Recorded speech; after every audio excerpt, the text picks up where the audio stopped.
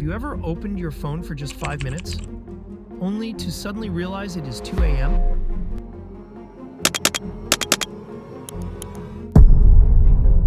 You're staring at news story after news story.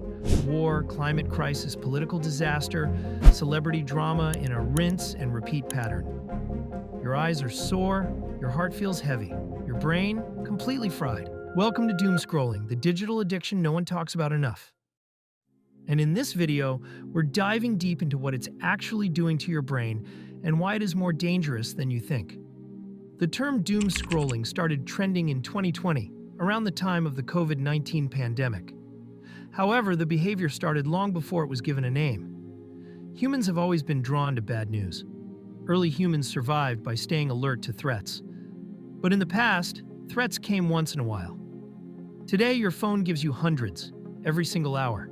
Scientists say it's not just wasting your time, it's physically changing your brain. Doomscrolling is the act of continuously consuming negative news, even though it leaves you feeling anxious, depressed, or helpless. We all do it. But what's actually going on in your brain during those endless scrolls? Let's break it down. Doomscrolling is bad, but the act itself begins from the brain chasing a reward. Ironic, huh? The brain seeks dopamine in several forms, and seeking new information through endless scrolls is one of them. Dopamine is a neurotransmitter linked to pleasure, motivation, and habit formation. When you scroll through social media, your brain releases tiny hits of dopamine, especially when you encounter something new or shocking. But here's the trap.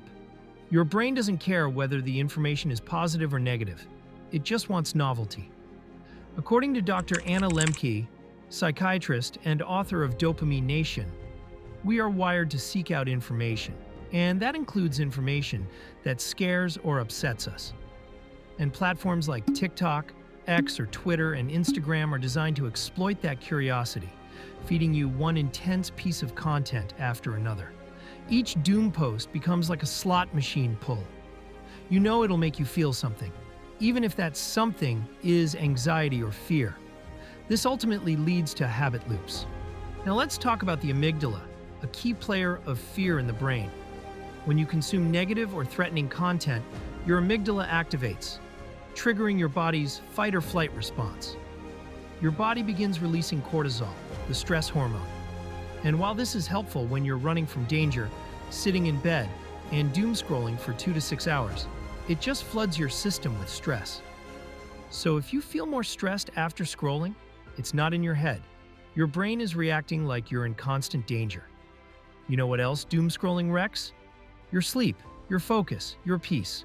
According to the Sleep Foundation, scrolling late at night, especially through negative content, increases cognitive arousal and makes it harder to fall asleep. Even the blue light from screens suppresses melatonin, the hormone that helps you sleep. And over time, this constant engagement with emotionally draining content leads to compassion fatigue, where you become numb to real-life tragedies, information overload, where you struggle to process anything deeply, and decision fatigue, because your brain is too exhausted from dealing with nonstop threats and drama. As Dr. Mary McNaughton Castle, a psychologist at the University of Texas, explains, we evolved to monitor our environment for threats, but we're not meant to absorb every threat in the world every hour of the day. Think your feed is random? Think again. What you're seeing is the result of algorithms built to maximize engagement, not your mental health. Once you start engaging with one negative post, the algorithm assumes that's what you want more of. You clicked on a news story about a flood? Here comes a wildfire. Followed by political unrest, then a story about the economy collapsing. This is called a confirmation loop, where platforms feed you content that reinforces your current emotional state. It's not just passive scrolling, it's an engineered experience, pulling you deeper into digital despair and giving you a false sense of vulnerability and community, when it in fact strips away these things. Let's get something straight.